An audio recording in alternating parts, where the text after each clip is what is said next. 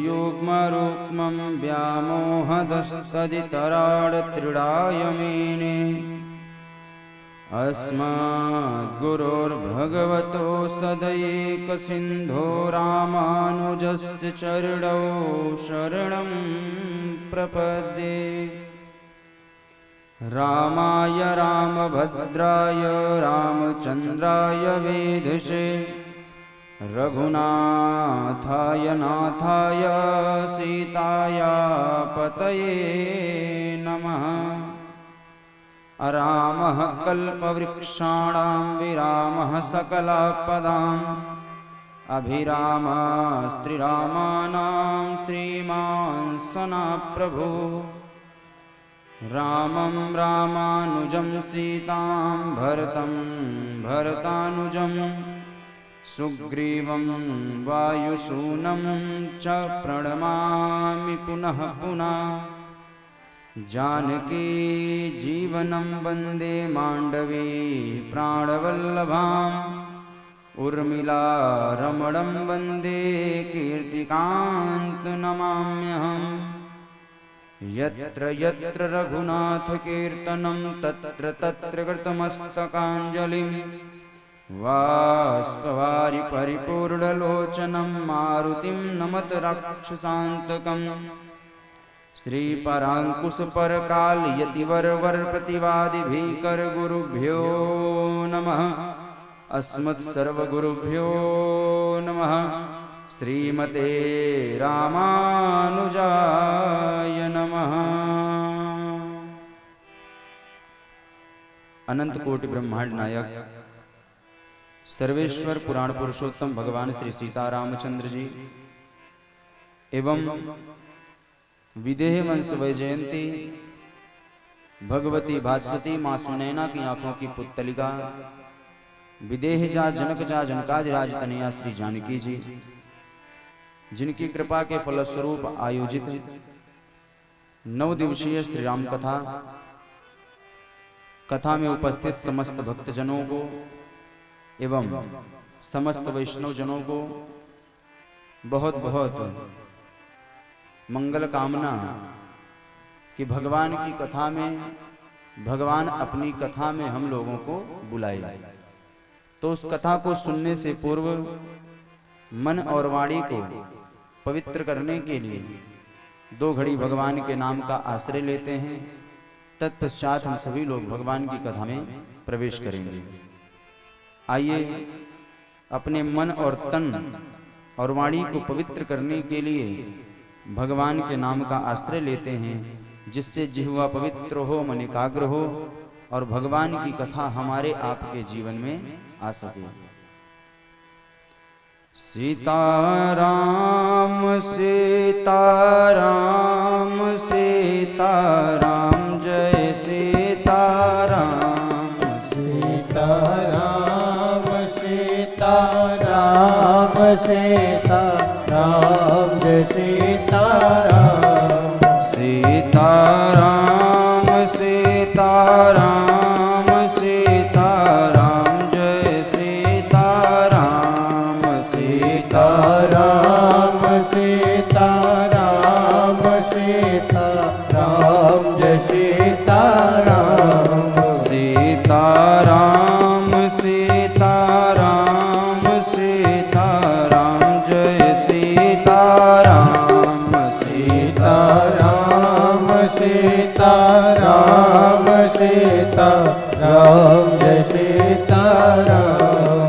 राजा राम राजा राम राजा राम जय राजा राम। राजा राम राजा राम राजा राम जय राजा राम। राजा राम राजा राम राजा राम जय राजा राम। राजा राम राजा राम राजा राम जय राजा राम। सीताराम सीताराम सीताराम जय सीताराम। सीताराम सीताराम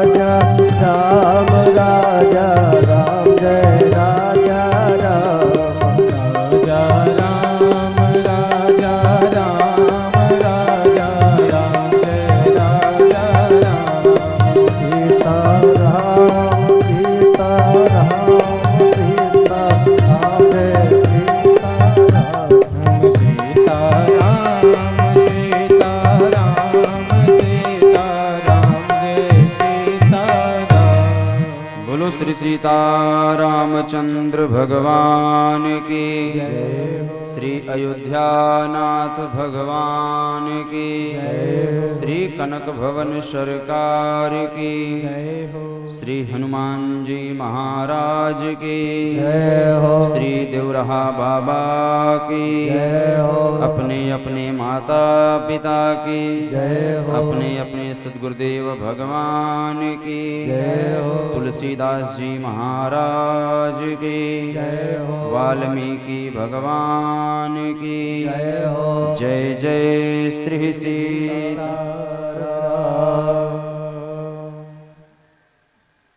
परम सौभाग्य कि भगवान की महती कृपा कि श्री 53वां सद्गुरु महायज्ञ में आयोजित श्री राम कथा को कहने और सुनने का अवसर प्राप्त हो रहा है। और यह कथा विगत वर्षों से कही और सुनी जा रही है। और यह कथा ब्रह्मलीन योगीराज श्री भगवान के साक्षात अवतार श्री देवरहा बाबा जी के सन्निधि में कथा कही जा रही है। हम सभी लोगों का यह सौभाग्य कि चैत्र के इस प्रथम मास में, पवित्र मास में भगवान की कथा को कहने और सुनने का अवसर प्राप्त हो रहा है। भगवान की कथा और संतों का संग ये तब प्राप्त होता है जब राम जी की विशेष कृपा होती है। श्री तुलसीदास जी महाराज कहते हैं कि जब द्रवहि दीन दयाल राघव साधु संगत पाई हो। जब रघुनंदन की कृपा होती है, रघुनंदन किसी के ऊपर प्रसन्न होते हैं, तब उस जीव को भगवान अपनी कथा और संतों का संग प्रदान करते हैं। तो हम सभी लोगों का यह सौभाग्य है कि श्री देवरहा बाबा जी जैसे महान संतों का सानिध्य हम सबको प्राप्त हुआ। और आज भी वो किसी न किसी रूप में इस जगह पर विराजमान हैं, जो हम लोगों को ऐसी प्रेरणा देते हैं जिसके परिणाम स्वरूप हम लोग ऐसे मांगलिक कार्य कर रहे हैं। तो आज भी उनकी भावमयी उपस्थिति है और जिसके परिणाम स्वरूप हम आपके जीवन में यह मंगलमय दिन आता है कि हम सभी लोग भगवान के कार्यक्रम में अपने आप को सहयोग रूप में प्रदान करते हैं। देखो, दुनिया के हर काम हर व्यक्ति कर रहा है। सुबह उठने से लेकर के रात्रि पर्यंत व्यक्ति काम ही कर रहा है, क्योंकि यह मानव बिना कार्य किए रह सकता ही नहीं है। अगर आप दिन भर में कहो कि महाराज हम दिन में तो काम करते हैं लेकिन रात में जब सो जाते हैं तो कोई काम करते नहीं है। परंतु बंधुओं, सोना भी एक काम है। तो आप सोते हो तब भी एक काम करते हो, और सपने कहीं आते हो तो कई काम करते हो, और दिन भर में तो काम कर ही रहे हो। तो बिना काम किए व्यक्ति एक पल नहीं रह सकता है, चाहे कोई हो। इस पूरे ब्रह्मांड के जीव जितने भी हैं वो बिना काम किए एक पल नहीं रह सकते। लेकिन काम तो सब कर रहे हैं। एक मानव भी कर रहा है और एक गधा भी काम कर रहा है। काम तो दुनिया कर रही है। और किस लिए काम कर रही है? तो कहा गया कि उदारंभ भरिणो जीवा वकारः कूट भाषिणः। श्री नारद जी ने कहा कि व्यक्ति क्या काम कर रहा है? बोले केवल और केवल अपने पेट को भरण पोषण करने में लगा है, बाकी दूसरा कोई काम नहीं कर रहा है। यहाँ हम और आप जितने लोग हैं, हम आप जितने भी काम करते हैं, उस काम का मूल उद्देश्य यही होता है कि हमारा भरण पोषण हो। अपने पेट को भरण पोषण करने के लिए प्रत्येक मानव काम कर रहा है, और काम नहीं कर रहा है। बोले उस काम को करते करते इतना व्यस्त हो गया है कि बाकी न कोई धर्म का काम कर पा रहा है, न कोई आनंद ले पा रहा है। तो भैया काम सब कर रहे हैं, लेकिन किस काम की प्रधानता है? बोले तन को भरने का काम करोगे तो यही तन भी रह जाएगा, काम भी छूट जाएगा, कुछ मिलेगा नहीं।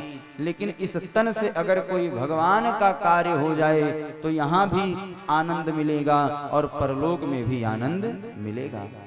इसलिए इस मानव देह की यही आवश्यकता है, इस मानव देह की यही परम पराकाष्ठा है कि मानव का शरीर प्राप्त करके हम सभी लोग भगवान को भजें, हम सभी लोग भगवान की कथा सुने, भगवान के मंदिर में जाएं, भगवान की मंदिर में सेवा करें, भगवान की मंदिर को खूब बढ़िया बनावें, और जो कार्यक्रम हो उसमें खूब बढ़ चढ़ करके सहयोग दें तन मन धन से, क्योंकि भगवान ने यह सब कुछ संपत्ति दिया है तो इसका उपयोग भी भगवान के कार्य में होना चाहिए।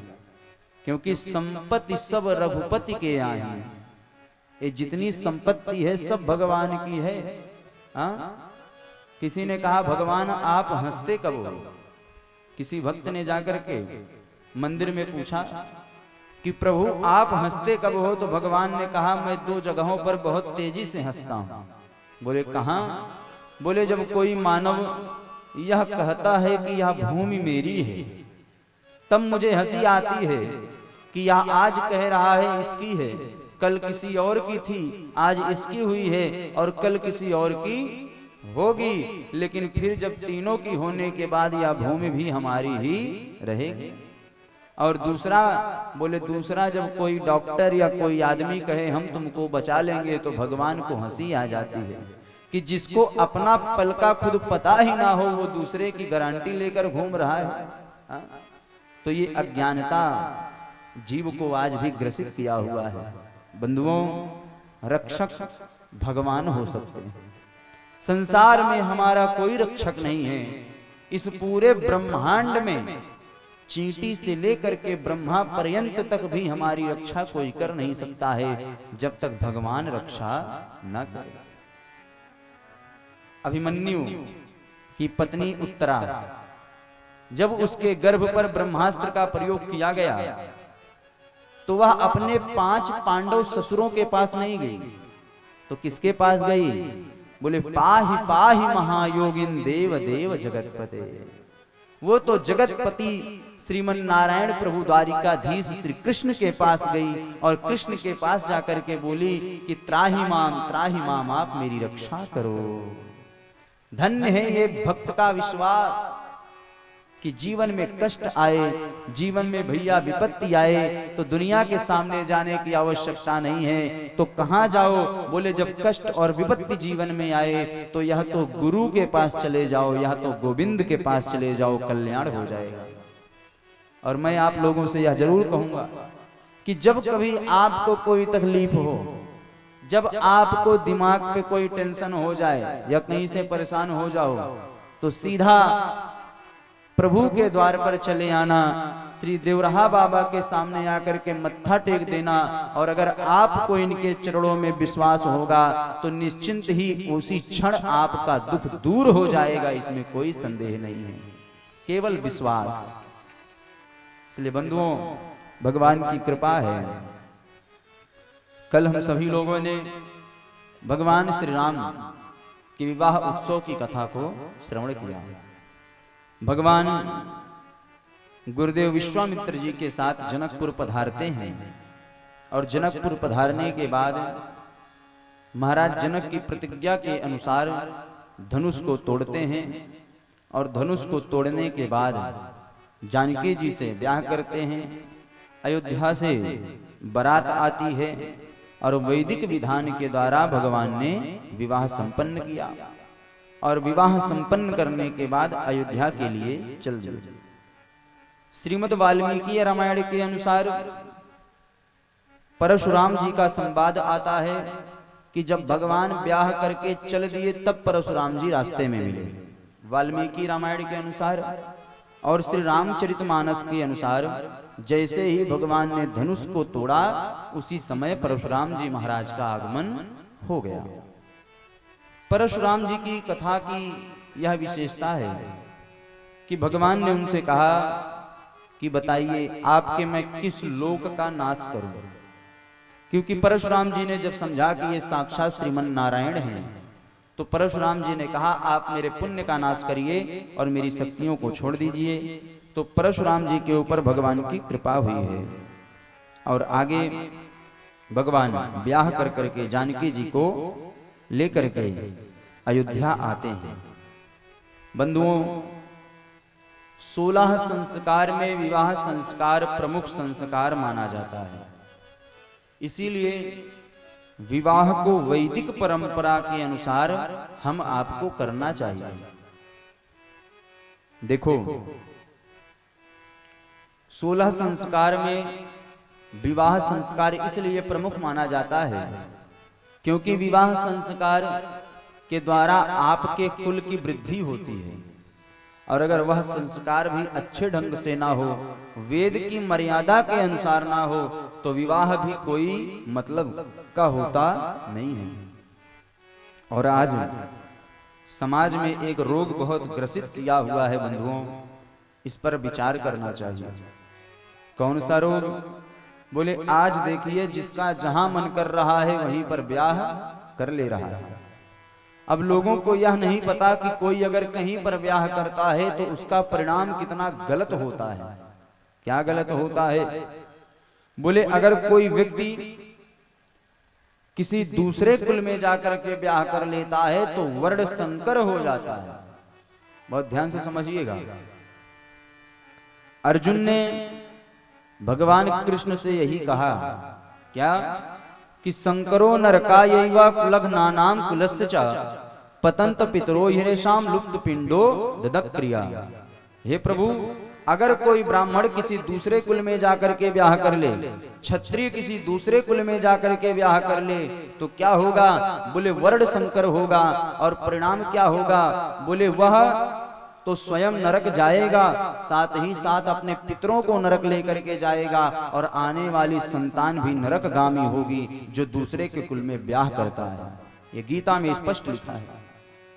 आप विचार करिए कि अगर हमारे घर का कोई बालक या बालिका अगर गलत कदम उठा ले तो हम और आप बड़े शांति से कह देते हैं जो जैसा करेगा वैसे भोगेगा। लेकिन रक्त तो आपका है, खून तो आपका है, तो खुद नहीं भोगेगा, आपको भी भोगना पड़ेगा। क्योंकि पतंत पितरो येषां लुप्त पिंडो ददक्रिया, गीता का वाक्य है कि माता पिता के सहित पूरा कुल नरक जाएगा। वह लड़का और लड़की भी नरक जाएंगे, आने वाले संतान भी नरक गामी होंगे। इसलिए दूसरे के कुल में विवाह करना नहीं चाहिए। ब्राह्मण है तो ब्राह्मण में ब्याह करें, क्षत्रिय है तो क्षत्रिय में ब्याह करें, वैश्य हैं तो वैश्य में करें, और चतुर्वर्ण के लोग हैं तो चतुर्वर्ण में ही ब्याह करना चाहिए। तो भगवान श्री राम ने वैदिक मर्यादा के अनुसार ब्याह किया।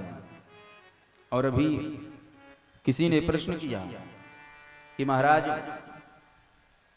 राजा जनक ने पूरे दुनिया में सबको निमंत्रण दिया, लेकिन महाराज दशरथ को निमंत्रण धनुष यज्ञ का नहीं दिया। चूंकि यह कथा रामचरितमानस में भी नहीं लिखी गई है, न श्रीमद् वाल्मीकि रामायण में लिखा गया है, लेकिन कहीं कहीं अन्य रामायणों से प्राप्त होता है, अन्य संतों का भाव है। क्या भाव है? बोले एक समय की बात है, महाराज जनक युद्ध के बाद अपने राज्य में बैठे थे, तो उनका मन किया कि चल करके कुछ शिकार खेला जाए। तो महाराज जनक शिकार खेलते खेलते अयोध्या की सीमा के अंदर आ गए, और अयोध्या की सीमा के अंदर आकर के क्या किया बोले वह एक सूअर को मारना चाहते थे, लेकिन वह बाण छूट करके एक गऊ को लग गया, जिससे गऊ की हत्या हो गई। अब तो महाराज जनक बड़े रुदन करने लगे। तो महाराज जनक ने अपने मंत्री से पूछा, मंत्री ये किसका राज्य है? बोले यह अयोध्या का राज्य है, महाराज दशरथ यहाँ के राजा हैं। बोले भाई उनके राज्य में हमसे गौ हत्या हुई है, अब वो हमको जो सजा देंगे स्वीकार्य होगा, उनको जाओ बुला करके लाओ। दूत गया और महाराज दशरथ जब भी अयोध्या रहते हैं तो प्रातः काल अपने गुरु की पूजा करने के लिए जाते हैं, ये उनका नियम है। वह दूत आया, दूत ने कहा महाराज मैं जनक जी का दूत हूं और जनक जी आपके राज्य में आए हुए हैं।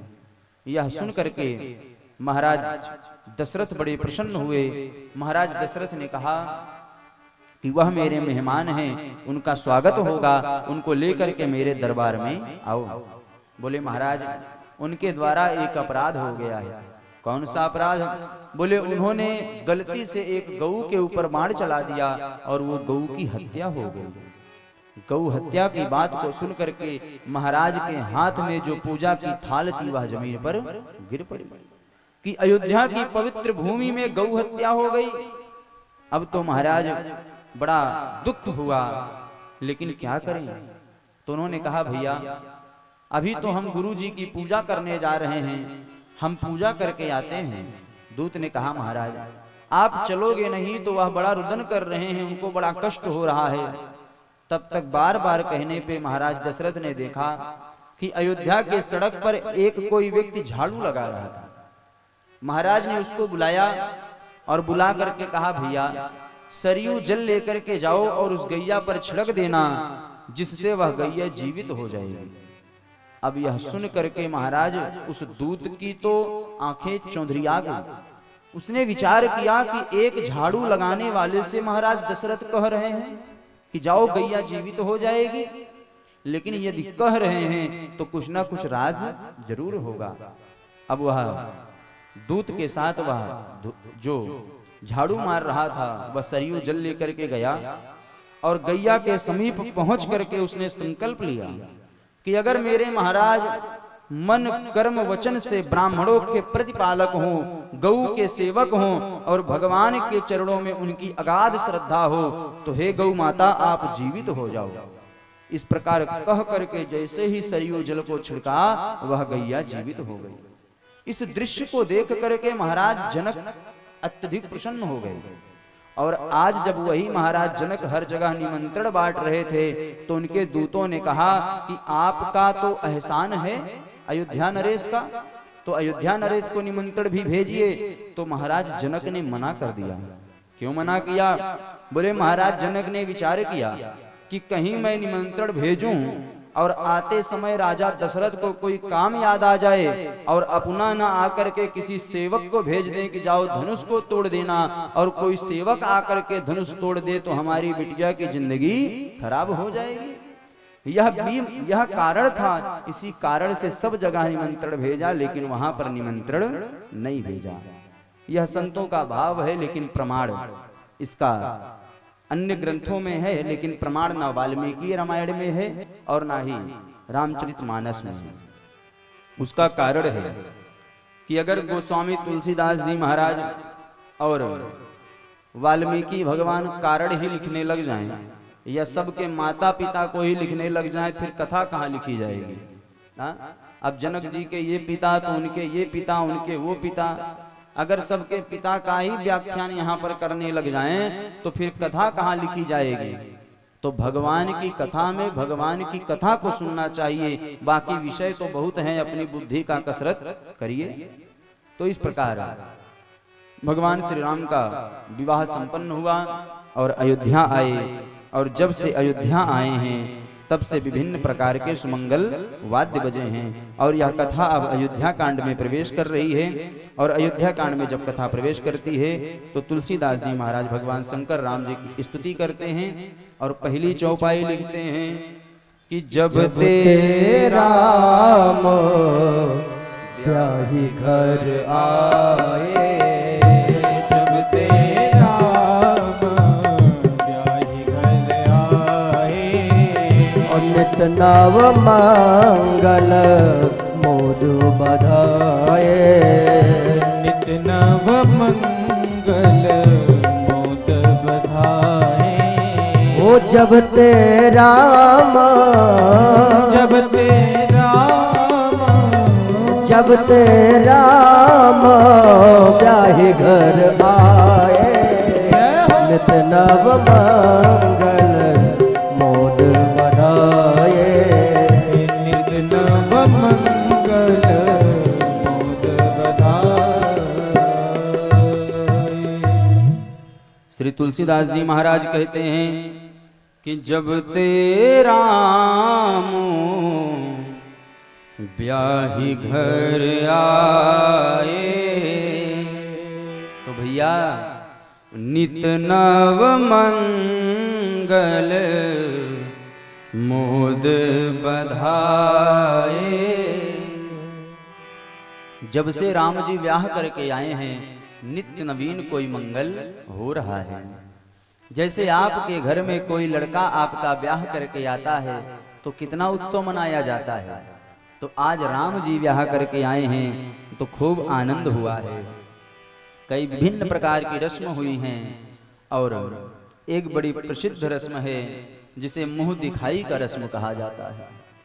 आज जब जानकी जी के मुंह देखने की बारी कौशल्या रानी को हुआ तो कौशल्या रानी ने एक नौलखा हार बनवाया था कि मैं अपनी होने वाली बहू को दूंगी, क्योंकि उनके मन में यह विचार आया कि मेरे राम से सुंदर तो कोई हो ही नहीं सकता, इसीलिए नौलखा हार बनवाया।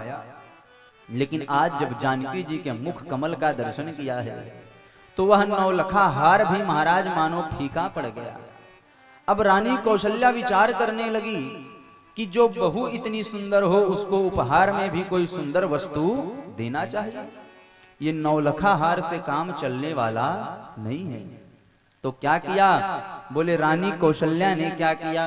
बोली पुत्री मेरे पास तो ये नौलखा हार है, लेकिन तुम्हारी सुंदरता के आगे इसकी कोई वैल्यू नहीं है, कोई महत्व नहीं है। तो क्या दूंगी? बोले आज से इन राम को प्राप्त करने में मुझे बहुत कष्ट हुआ है। मैंने बहुत समय इंतजार किया है और बहुत मैंने तपस्या किया है, तो ये राम मुझे प्राप्त हुए हैं। तो हे पुत्री जाओ, आज मैं राम को ही तुमको दे देती हूँ। आज से राम तुम्हारे हुए, यही तुम्हारी मुंह दिखाई का उपहार है। और अब रानी कैकेयी की बारी आई और रानी कैकेयी जब मुंह देखी सीता जी का तो रानी कैकेयी भी सोचने लगी कि क्या दूं, इनके समान सुंदर तो कुछ है नहीं। फिर उनको विचार आया कि मुझको सबसे ज्यादा प्रिय क्या है। तो रानी कैकेयी को सबसे ज्यादा प्रिय था कनक महल। अयोध्या जी में एक कनक भवन है, आप लोगों ने देखा होगा। ये कनक भवन का निर्माण विश्वकर्मा जी ने किया था महाराज दशरथ के आदेश पर। क्यों किया था? बोले रानी कैकेयी एक बार सो रही थी और सोते सोते उनके मन के अंदर एक महल बन गया। अब भाई किसी के मन के अंदर की बात तो खुद व्यक्ति ही जान सकता है, तीसरा कोई जान सकता नहीं है। रानी कैकेयी राजा दशरथ जी के पास आई। चूंकि राजा दशरथ जी का प्रेम रानी कैकेयी से अत्यधिक था। बोली महाराज मेरे मन के अंदर एक महल बना हुआ है और मैं उसको सामने देखना चाहती हूँ। तो महाराज ने कहा ठीक है। विश्वकर्मा जी को आदेश दिया तो एक महल बना जिसका नाम कनक भवन पड़ा। और वो कनक भवन इतना सुंदर, इतना दिव्य, इतना रमणीय कि रानी कैकेयी को उससे ज्यादा कुछ प्रिय ही नहीं था। लेकिन जब आज किशोरी जी का दर्शन किया तो कनक भवन के चाबी की छल्ला को निकाला महाराज और निकाल करके सीता जी के गोद में रख दिया कि पुत्री आज से यह भवन तुम्हारा हुआ, ये तुम्हारे मुंह दिखाई का उपहार हुआ। और बंधुओं आज भी हमारे अयोध्या में संतों का भाव है। क्या भाव है? कि आज भी कनक भवन में हमारे सरकार साक्षात विराजमान है। इसलिए कहा जाता है कि कनक भवन के अंदर बैठे तीनों लोक के मालिक। कनक भवन के अंदर आज भी हमारे श्री सीताराम जी साक्षात विराजमान हैं। इसलिए कभी अयोध्या जाइए तो कनक भवन सरकार का आप दर्शन करिए। उनके मुख कमंडल को देख करके, जानकी जी के मुख कमल को देख करके महाराज आप कितने भी परेशान रहो, सारी परेशानी खत्म हो जाती है, क्योंकि सरकार का ऐसा दिव्य वहां पर स्वरूप है। और अब सुमित्रा जी की बारी आई तो सुमित्रा जी ने क्या किया? सुमित्रा जी ने आकर के कहा, पुत्री मेरे पास तो तुम्हें देने के लिए कुछ नहीं है, लेकिन आज मैं तुम्हें एक सुंदर उपहार दूंगी। और बड़ा सुंदर उपहार श्री सुमित्रा जी ने दिया है। क्या दिया? बोले सुमित्रा जी ने कहा, पुत्री मेरा पुत्र लक्ष्मण पैदा तो मैंने किया है, जन्म तो मैंने दिया है, लेकिन जाओ आज से मैं अपने मातृत्व का अधिकार समाप्त करती हूँ, आज से तुम ही इसकी माता हो, यह मैं वचन देती हूँ। और वनवास के समय जब लक्ष्मण जी माता जी से पूछने जाएंगे तो माता जी यही कहेंगी कि तात तुम्हार मात वै देही, अरे तुम्हारी माँ तो सीता है, तुमको मेरे पास आने की आवश्यकता नहीं थी। तो यह इस प्रकार का उपहार जानकी जी को मुंह दिखाई में प्राप्त हुआ है। और इसके बाद अयोध्या में कई प्रकार के सुमंगल वाद्य बज रहे हैं, सभी लोग बड़े प्रसन्न हैं। एक दिन महाराज दशरथ अपने राज सिंहासन पर बैठे थे और राज सिंहासन पर बैठ करके क्या किया? बोले महाराज जी ने आज अचानक से एक दर्पण को देखा। दर्पण क्या है? बोले दर्पण का अर्थ होता है शीशा, और शीशा का बड़ा एक सुंदर कारण होता है कि शीशा के सामने आप जाओगे तो शीशा कभी आपसे झूठ बोलता नहीं है। आप काले हो कि गोरे हो कि नाटे हो कि छोटे हो कि मोटे हो कि पतले हो कि दुबले हो कि कैसे हो, वह शीशा जैसे हो ऐसे बता देता है। बाकी संसार में किसी के सामने जाओ तो आपकी झूठी तारीफ करेगा, आपके अंदर जो चीज नहीं रहेगा वो भी बताएगा कि आप बड़े अच्छे लग रहे हो, आपके अंदर ये बड़ा अच्छा लग रहा है, लेकिन दर्पण झूठ बोलता नहीं है।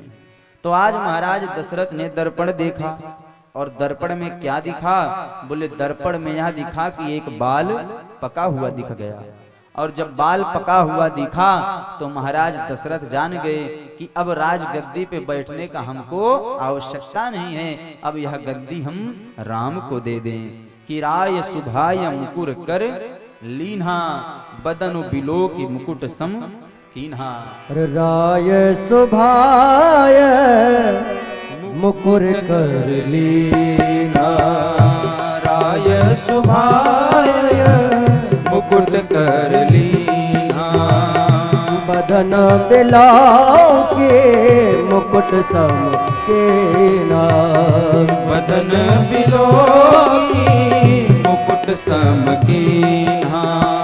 श्रवण समेप भय शिव के श्रवण समीप भय सित के मानव जठर पन उपदेशा, मनहु जठर पन अस उपदेशा। नृप जुबराज राम कहु देहु, नृप जुबराज जो राम कहु देहु। जीवन जन्म लाहु कीन लेहु, जीवन जन्म लाहु कीन लेहु। महाराज दशरथ ने देखा कि आज उनके एक बाल पका हुआ दिख गया, तो महाराज विचार करने लगे कि अब हमारी अवस्था आ गई है भजन करने की, अब यह राज्य मैं अपने पुत्र को दे दूं। और बंधुओं, जब शरीर के भगवान के द्वारा बनाई गई शरीर के ये सब कारण दिखने लगे तो फिर सब कुछ छोड़ करके भगवान के भजन में लग जाना चाहिए। शंकराचार्य कहते हैं कि कृतांश दूरी जराकर्ण मूले समागत्य लोका श्रीरुद्धम श्रीरुद्धम। जब बाल पकने लग जाएं, अवस्था ढलने लग जाए, शरीर काम करना बंद कर जाए तो क्या करना चाहिए? बोले सब कुछ छोड़ करके अपने भगवान का भजन में लग जाना चाहिए। लेकिन आज भगवान कितनी भी नोटिस दे दें, लेकिन जीव भगवान की नोटिस को खारिज कर देता है। हाँ? भगवान पहली नोटिस क्या भेजते हैं? बोले दांत गिरा देते हैं। हाँ? कि अब तो सुधर जाओ, बाहर का चाटना पोछना बंद करो, पवित्र भोजन करो, भजन करो। पर आदमी ने कहा प्रभु हम साइंस के दुनिया में जीते हैं, नकली दांत लगवा लेंगे। नोटिस खारिज किया। भगवान ने दूसरी नोटिस भेजी, बाल पका दिए। बोले कोई बात नहीं प्रभु, डाई लगवा लेंगे, चकाचक हो जाएगा। भगवान ने फिर तीसरी नोटिस भेजी, क्या बोला? दिखना कम हो गया। बोले कोई बात नहीं, दर्पण शीशा चश्मा लगवा लेंगे। भगवान ने फिर कहा कि ये तो जीव बेहया हो गया है। हाँ? बार बार नोटिस को खारिज करता है, फिर नोटिस नहीं देते हैं, फैसला ऑन द स्पॉट कर देते हैं, फिर कहीं कुछ काम आता नहीं है। इसलिए जब शरीर अवस्था ढलने लग जाए तो भगवान के भजन में लग जाना चाहिए। लेकिन क्या कहें, भगवान की माया इतनी ग्रसित किया रहता है कि जिस जिस अवस्था में आदमी ढलता है उतना ही मोह में ग्रसित होता है। जो संत महात्मा ये बताते हैं उनके ऊपर उसको दिक्कत होती है, क्रोध आता है, लेकिन उस पर वह विचार विमर्श करता नहीं है। यही जीव के दुर्भाग्य का कारण बनता है बंधुओं, क्योंकि यह जीवन जो है यह एक रेल है। ट्रेन में सफर किए हैं आप लोग? तो संसार भी एक ट्रेन है, जिस ट्रेन में हम सब लोग सवार हो चुके हैं और गाड़ी चल रही है। जिसका पहले स्टेशन आता रहता है वो उतरता रहता है। हाँ? आज कोई उतरेगा, कल कोई उतरेगा, परसों कोई उतरेगा। एक एक दिन उतरते रहते हैं, पुराने पैसेंजर उतरते रहते हैं, नए नए पैसेंजर चढ़ते रहते हैं। लेकिन इस ट्रेन की एक विशेषता और है। क्या? बोले अगर इस ट्रेन में आपने टिकट नहीं लिया तो टीटी फाइन भी मारता है। हाँ? तो कौन सा टिकट? बोले कर्मों का टिकट। अगर आपने अच्छा नहीं कटाया है तो टीटी कौन है? बोले यमराज हैं। और यमराज जिसका टिकट काटते हैं फिर बहुत ही दिक्कत होती है।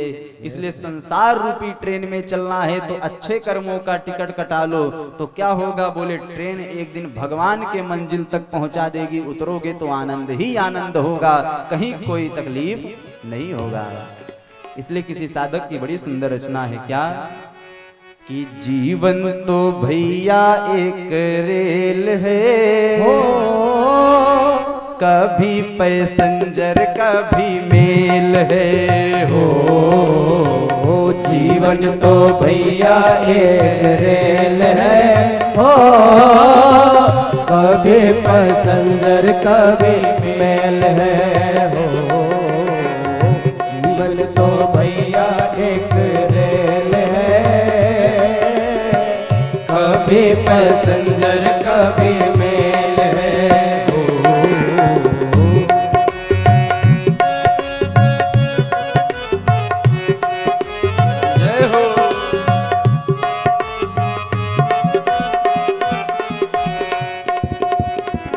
सुख दुख की पटरी पे दौड़ लगाती है, हो मंजिल तक हमको पहुंचाती है।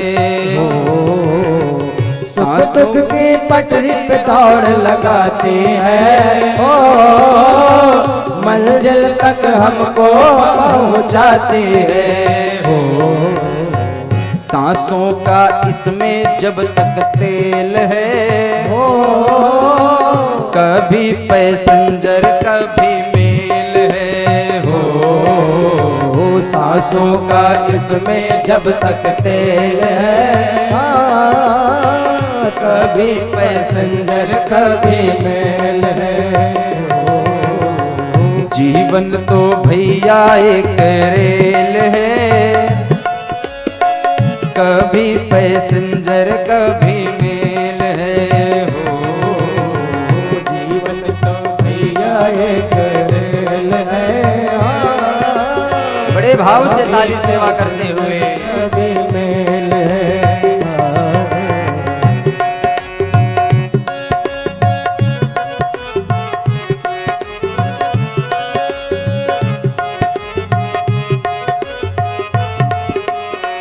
इसलिए भैया क्या करोगे?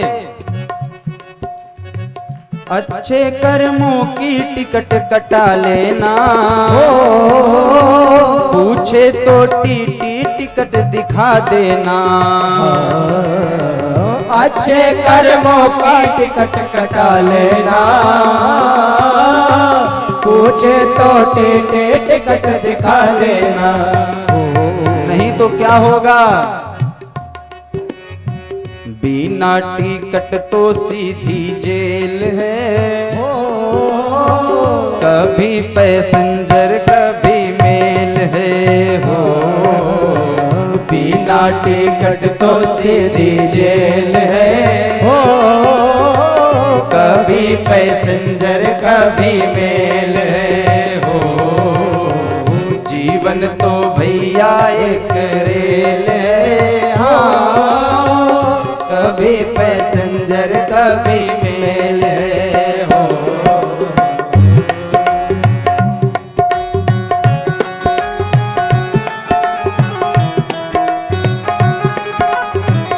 ताली सेवा करते हुए बड़े भाव से हरि बोल, जय हो।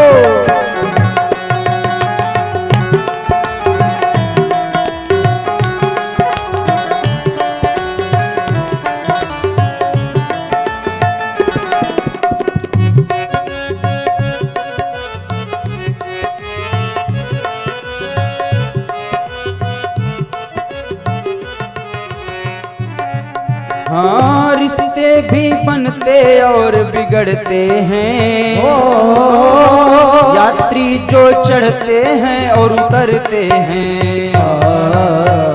रिश्ते भी बनते और बिगड़ते हैं, यात्री जो चढ़ते और उतरते हैं हो। माया के सिग्नल का ये खेल है हो, कभी पैसेंजर कभी मेल है हो। माया के सिग्नल का ये खेल है, कभी पैसेंजर कभी मेल है हो। जीवन तो भैया एक रेल है, हाँ, कभी पैसेंजर कभी मेल है हो। जीवन तो भैया एक रेल है, कभी पैसेंजर कभी मेल है हो। जीवन तो भैया एक रेल है, कभी पैसेंजर कभी मेल है हो। तो पंक्ति समझ में आई कि जीवन तो भैया एक रेल है, कभी पैसेंजर कभी मेल है हो।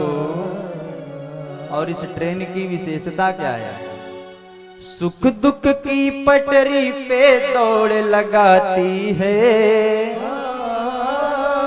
मंजिल तक हमको पहुंचाती है हो। सांसों का इसमें जब तक तेल है,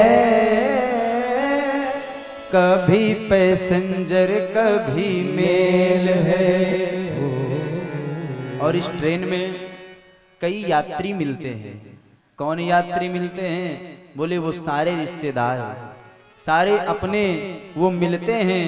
लेकिन क्या होता है, बोले जब मिलते हैं तो एक दिन उतर करके भी चले जाते हैं।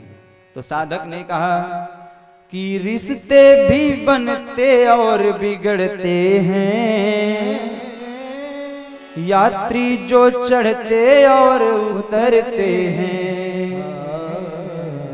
माया के सिग्नल का सब खेल है, कभी पैसेंजर कभी मेल है।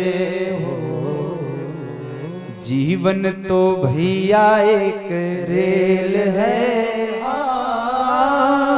कभी पैसेंजर कभी मेल है हो। तो यही संसार है बंधुओं। तो जब भी जीवन में यह सब विचार करना चाहिए, क्योंकि समय सबका आता है, मृत्यु तय है। देखिए, हम सब कुछ करेंगे यह निश्चय नहीं है। हम सब कुछ करेंगे या निश्चय नहीं है, लेकिन हम मरेंगे ये जरूर निश्चय है। सब कुछ नहीं कर सकते हो लेकिन मर जरूर सकते हो। इसीलिए संसार में आए हो तो सत्कर्म करके भगवत स्मरण करना है। और आज महाराज दशरथ को यह समझ में आई, और महाराज दशरथ ने जब देखा तो गुरुदेव को बुलाया, और गुरुदेव को बुला करके कहा, गुरुदेव कि मैं चाहता हूं कि अब मैं इस अयोध्या का युवराज मैं राम को बना दूं, और आपकी क्या राय है? गुरुदेव ने कहा, गुरुदेव ने कहा, महाराज जिस दिन राम अयोध्या के राजा बनेंगे उस दिन संपूर्ण पृथ्वी आनंद हो जाएगी, मेरी तो क्या बात ही है। और मैं तो बहुत दिनों से चाहता हूं, लेकिन आज आपने कहा है तो मैं ये जरूर कहूंगा कि जितना जल्दी हो सके आप राम को युवराज गद्दी प्रदान कर दें। लेकिन राजा स्वतंत्र नहीं होते।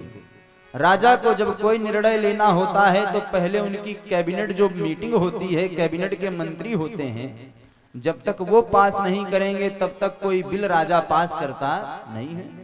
अब महाराज दशरथ ने अपनी पूरी मंत्रिमंडल को बुलाया और मंत्रिमंडलों को बुला करके कहा कि मैं चाहता हूं कि राम को मैं राजगद्दी प्रदान करूं, आप लोगों की क्या इच्छा है? यह सुन करके सारे मंत्रियों ने कहा, महाराज आज आपने कहा है, लेकिन मैं आपसे बहुत पहले सोचा था कह दूं, लेकिन हमारे अंदर इतना सामर्थ्य नहीं कि हम आपके सामने कुछ कह सकें। लेकिन हमारी तो पूरी इच्छा यही है कि राम को ही राजा बनाया जाए। महाराज दशरथ ने कहा कि हमारे राजा बनने में आपको कोई कष्ट हो रहा है या हम अच्छे राजा नहीं हैं? तो लोगों ने कहा, महाराज बुरा मत मानिएगा, लेकिन जो राम के अंदर गुण है वो आपके पूरे कुल खानदान में किसी के अंदर नहीं हुआ जो राम के अंदर गुण है। अब पुत्र की प्रशंसा को सुन करके पिता को ही प्रसन्नता होती है। अब महाराज अंदर से प्रसन्न हो रहे हैं। और अयोध्या के मंत्रियों ने कहा, महाराज राम जी के अंदर कितने विशेष गुण हैं, कितने विशेष गुण हैं। महर्षि वाल्मीकि कहते हैं कि मंत्रियों ने कहा, महाराज क्या? कि नास्य क्रोधा प्रसादश्चा निरर्थोसी कदाचन।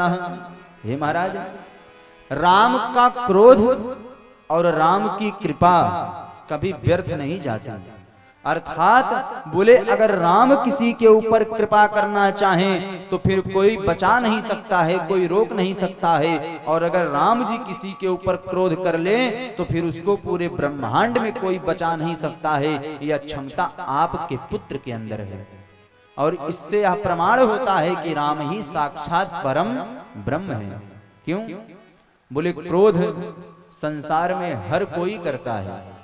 हमको भी क्रोध आता है, आपको भी क्रोध आता है, लेकिन चाह करके भी हम किसी का क्रोध में कुछ बिगाड़ पाते नहीं है। हाँ, क्रोध सब लोग करते हो, तो हमारा आपका क्रोध भी व्यर्थ हो जाता है। और हम आप किसी के ऊपर कृपा भी करना चाहें तो कभी कभी वह कृपा भी व्यर्थ हो जाती है। जैसे आपने किसी गरीब दीन दुखी को देखा और देख करके आपको मन हुआ कि इसके ऊपर हम कृपा करें, लेकिन भगवान ने आपको उस लायक नहीं बनाया तो आप कृपा भी नहीं कर पाते। पर राम जी की क्या विशेषता है? बोले नास्य क्रोधा प्रसादश्चा निरर्थोसी कदाचन। राम अगर किसी के ऊपर क्रोध करते हैं तो फिर कोई बचा नहीं पाता है, और राम किसी के ऊपर कृपा करते हैं तो फिर राम की कृपा भी निरर्थक नहीं जाती। ये राम की विशेषता है। और महाराज हमारे घर में जब कोई मंगल कार्य होता है तो हमारे रिश्तेदार थोड़ा लेट से पहुंचते हैं, लेकिन आपके राम पहले पहुंच जाते हैं।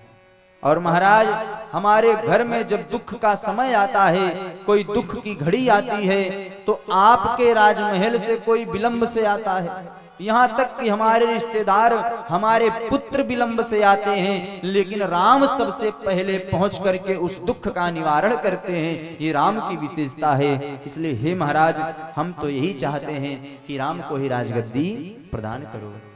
और हे महाराज, अब आगे हम क्या बताएं? हमारे घर की स्त्रियां, हमारे घर की बहनें, माताएं जब प्रातः काल भगवान की आराधना करती हैं तो महाराज अपने लिए कुछ नहीं मांगती हैं। संसार में कोई जब भगवान की आराधना करता है तो अपने लिए मांगता है, परंतु हे महाराज हमारे घर की स्त्रियां जब भगवान की पूजा करती हैं तो अपने लिए नहीं मांगती हैं। तो क्या मांगती हैं? वो यही मांगती हैं कि किस दिन हमारे राम का राज्याभिषेक होगा, हमारे राम राजा बनेंगे।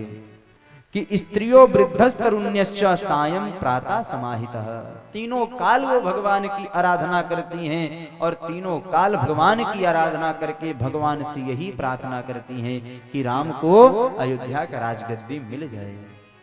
अब प्रभु की प्रशंसा को सुन करके महाराज दशरथ को बड़ा आनंद हुआ। पिता की प्रशंसा ही, पिता का आनंद ही पुत्र के प्रशंसा में छुपा होता है। अगर पुत्र की प्रशंसा होती है तो पिता ही एक ऐसा होता है जिसको प्रसन्नता होती है, बाकी संसार में सबको जलन होती है। लेकिन पुत्र को आगे बढ़ते देख पिता को आनंद होता है। और आज राम जी के इस स्वभाव के बातों को सुन करके महाराज बड़े प्रसन्न हुए हैं। और महाराज ने कहा ठीक है। राम जी को बुलाया गया, सारी बातें समझाई गई। गुरुदेव ने सारी बात जब समझाई तो राम जी को विस्मय हो गया। क्या विस्मय हुआ? राम जी ने विचार किया कि चारों भाई ने जन्म एक साथ लिया, चारों भाइयों के संस्कार एक साथ हुए, चारों भाइयों का विवाह भी एक साथ हुआ, लेकिन इस राज्य को जब देने की पारी आई तो मुझको अकेले दिया जा रहा है, मेरे अन्य भाइयों को नहीं दिया जा रहा है। तब तक लक्ष्मण जी आ गए। लक्ष्मण जी ने कहा भैया बड़े आनंद की बात है। राम जी ने कहा भैया हम दोनों लोग मिलकर के राज्य संभालेंगे। इस प्रकार सहानुभूति जताई और महाराज सारी क्रियाकलाप होना प्रारंभ हो गया। लेकिन जब तक मानव कुछ चाहता है वो नहीं होता है, जो दैवीय विधान होता है वही होता है। आज अयोध्या की इस सजावट को देख करके सबको प्रसन्नता हो रही है, लेकिन देवताओं को प्रसन्नता नहीं हो रही है। क्यों? बोले देवताओं ने विचार किया कि अगर राम का राज्याभिषेक हो जाएगा तो क्या होगा। बोले राम जी अयोध्या के राजा हो जाएंगे और अयोध्या के राजा बन करके क्या करेंगे। बोले विवाह हो ही चुका है, बाल बच्चे होंगे और एक दिन अयोध्या में ही अपने शरीर को छोड़ करके वैकुंठ चले जाएंगे। तो इनका जिसलिए लीला के लिए अवतार हुआ है उस अवतार को यह काम कर नहीं पाएंगे।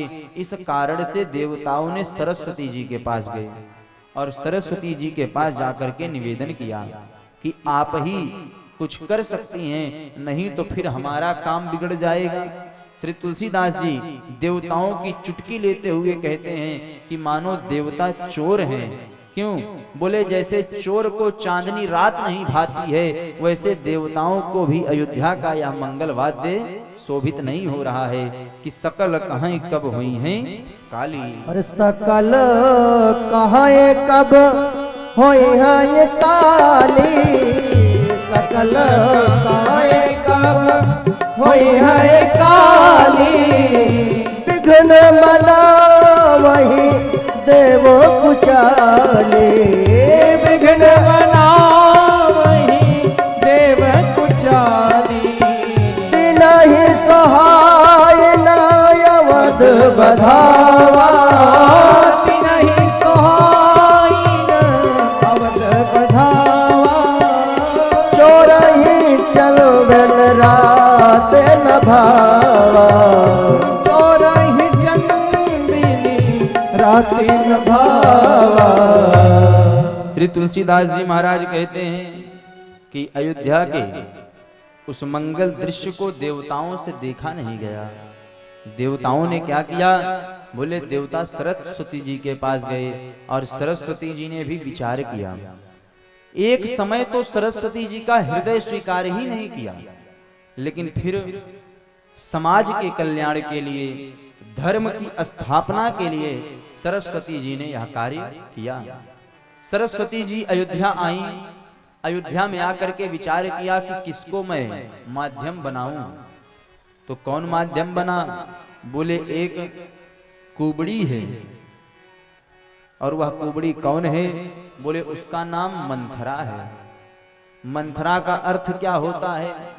बोले मंथरा का अर्थ यही होता है जिसकी बुद्धि कुटिलता में चले वही मंथरा होती है। हाँ? घर समाज में अगर एक आध मंथरा परिवार में आ जाए, हाँ? तो सही से रोटी टूटता नहीं है, क्योंकि मंथरा नाम ही है। अब महाराज ये मंथरा की भी स्थिति वही है। मंथरा ने क्या किया?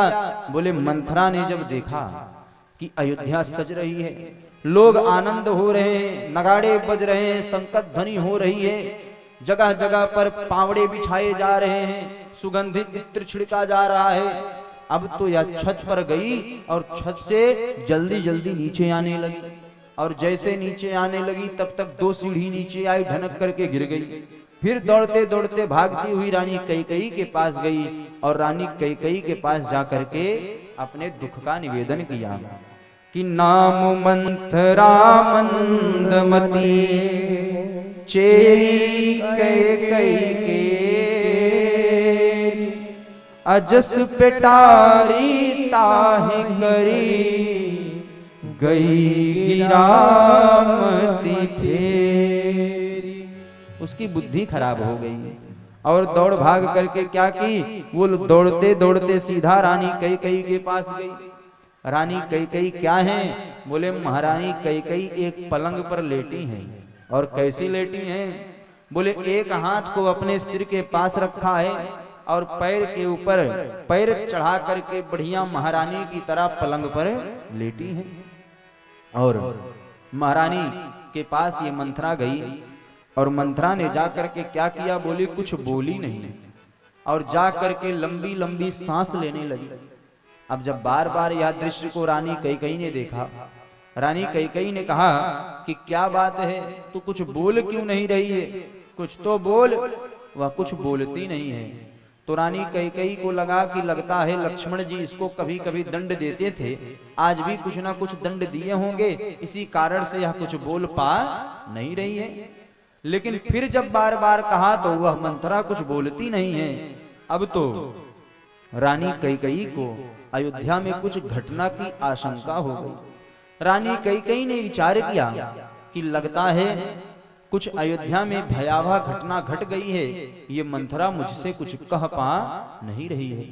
अब तो अनर्थ की स्थिति में रानी कैकेयी ने मंथरा से कहा क्या कि सभय रानी कह सकिन कुशलु राम महिपालु,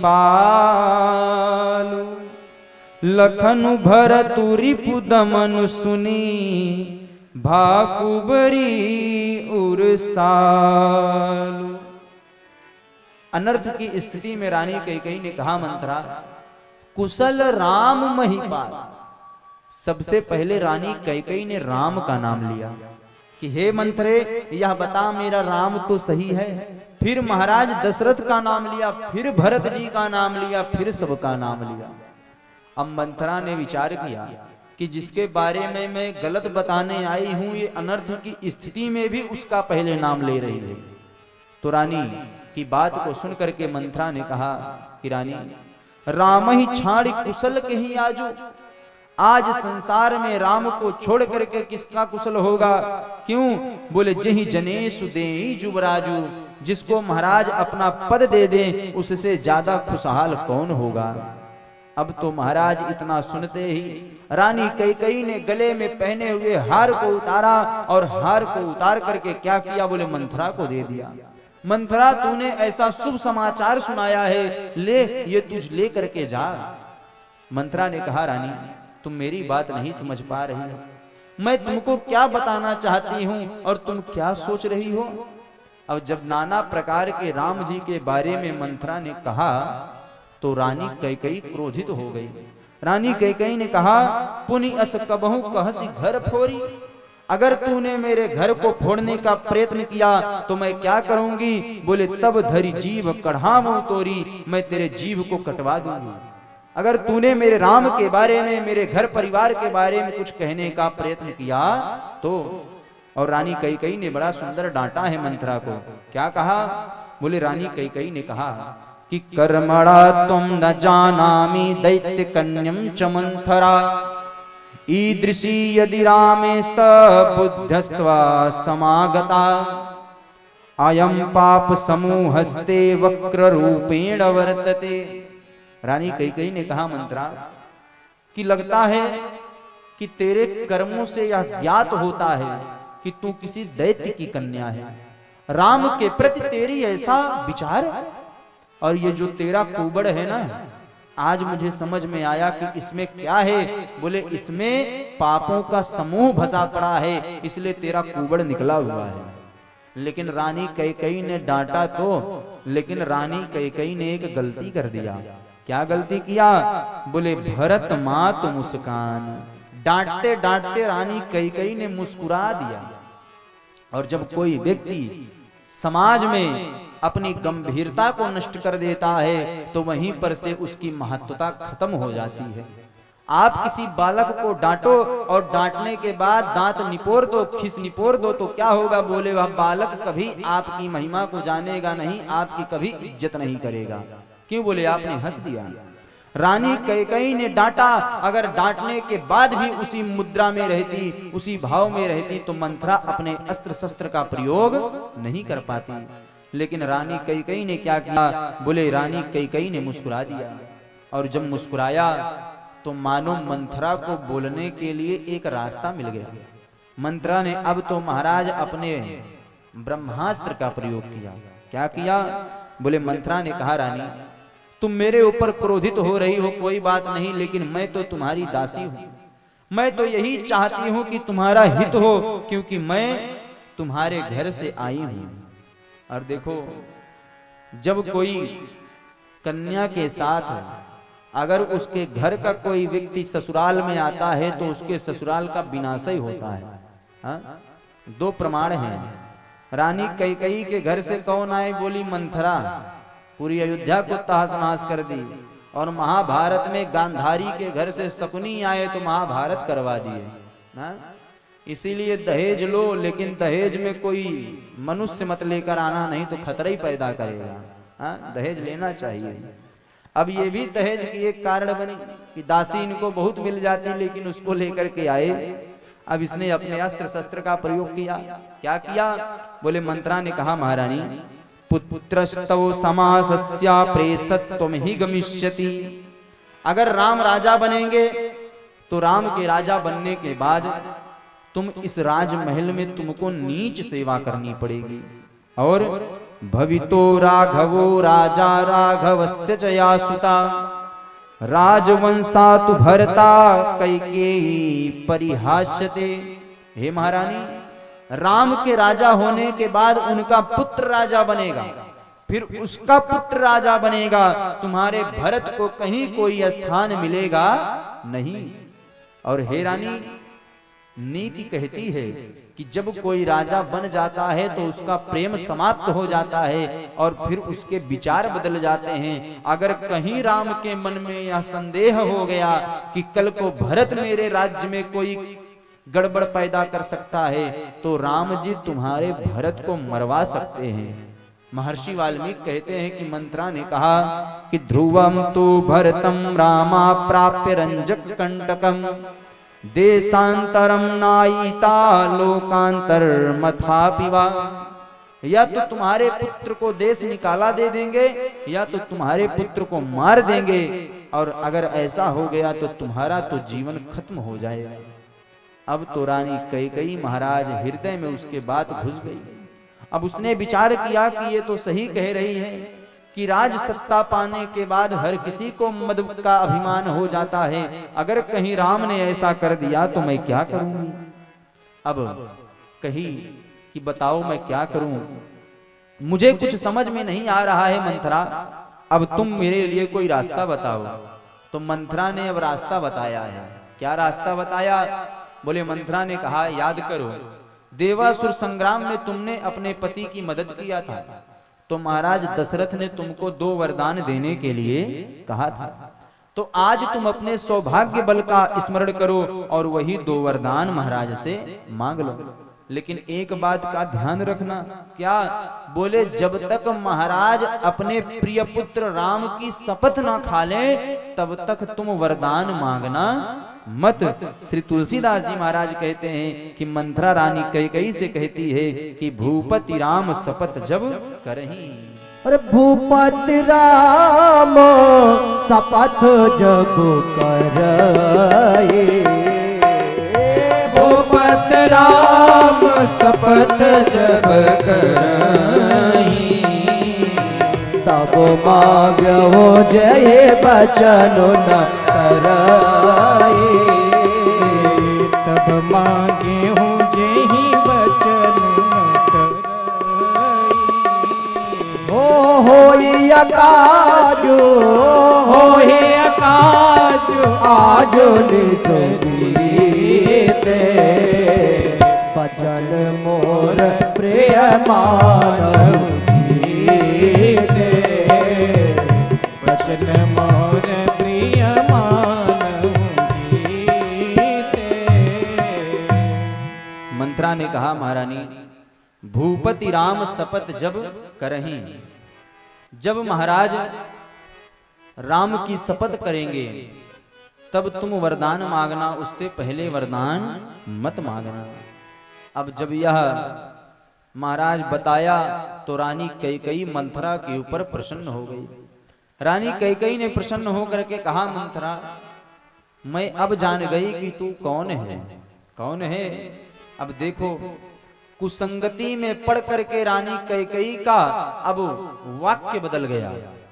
यही रानी कैकेयी ने पहले मंथरा को कहा कि कर्मणा तुम जानामि दैत्य कन्यम च मंथरा, तू लगता है किसी दैत्य की कन्या है, तेरे अंदर पापों का समूह व्याप्त है। लेकिन अब कुसंगति का असर पड़ने के बाद रानी कैकेयी ने मंथरा से क्या कहा, क्या कहा? बोले अभिषिचे च भरते राघवे च वनं गतः। हे मंत्रे, अगर कल राम वनवास चले जाएंगे और भरत को राजगद्दी मिल जाएगी तो क्या होगा? बोले जयत्नेन स्वर्णेन, मैं तुझे सोने के हार दूंगी।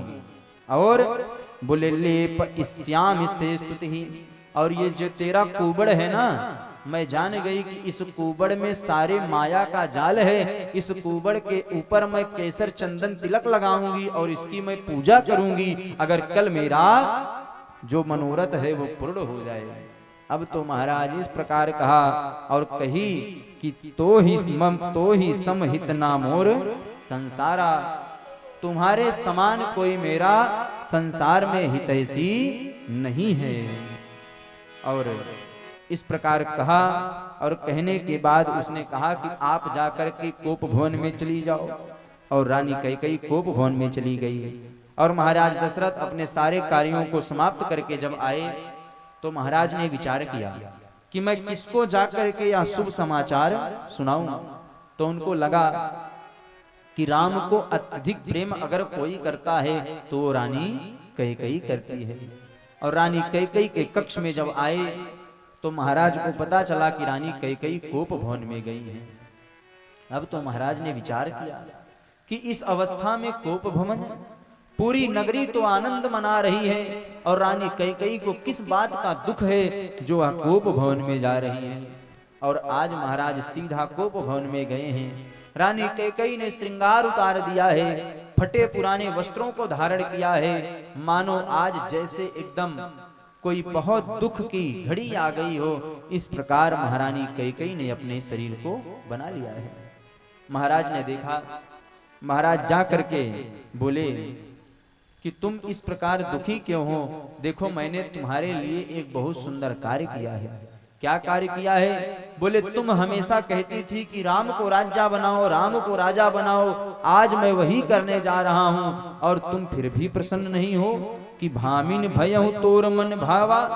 तुम्हारे मन का मैं काम किया हूं क्योंकि तुम्हारे मन में हमेशा होता था कि तुम राम को राजा देखना चाहती हो। और बंधुओं, रानी कैकेयी हमेशा यह चाहती थी कि राम राजा बने, लेकिन आज रानी वही कैकेयी है जो राम को राजा ही बनने नहीं दिया। या लौकिक जीवन की शिक्षा है कि कुसंगति में पढ़ करके व्यक्ति की बुद्धि खराब हो जाती है, और जब व्यक्ति की बुद्धि खराब हो जाती है तो जीवन भर उसको अपयश का पात्र बनना पड़ता है।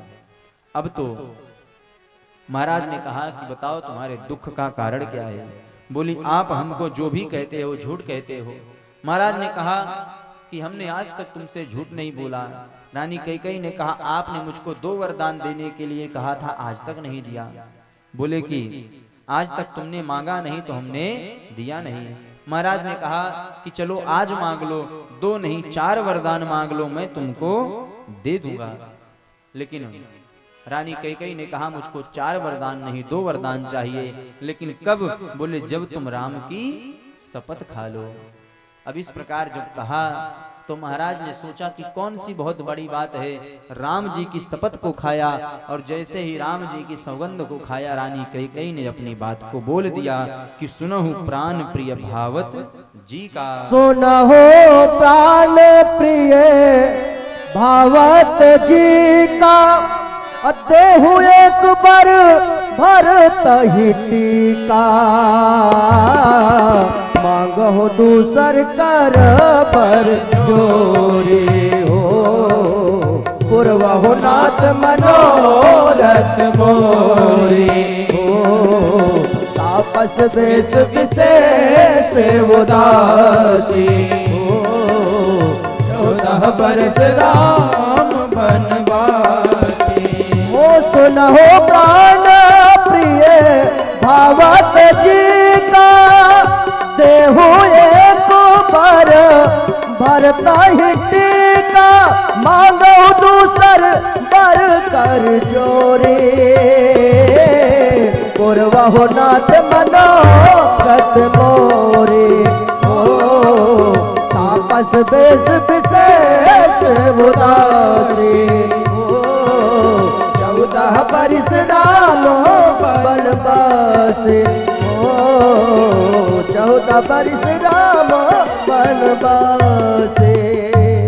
इस प्रकार रानी कैकेयी ने अपने दोनों प्रणों को सुनाया कि सबसे पहले भरत को अयोध्या की राजगद्दी मिले और राम को 14 वर्ष के लिए वनवास मिले, कि नव पंच वर्षाणी दंड कारण्य माश्रिता, चीरा जिनधरो धीरो रामो भवतु तापसः।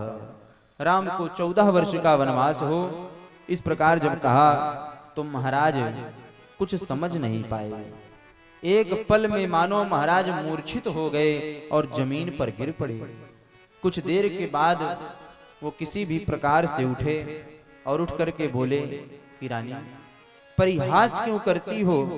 रानी कैकेयी ने कहा महाराज मैं सत्य कह रही हूं।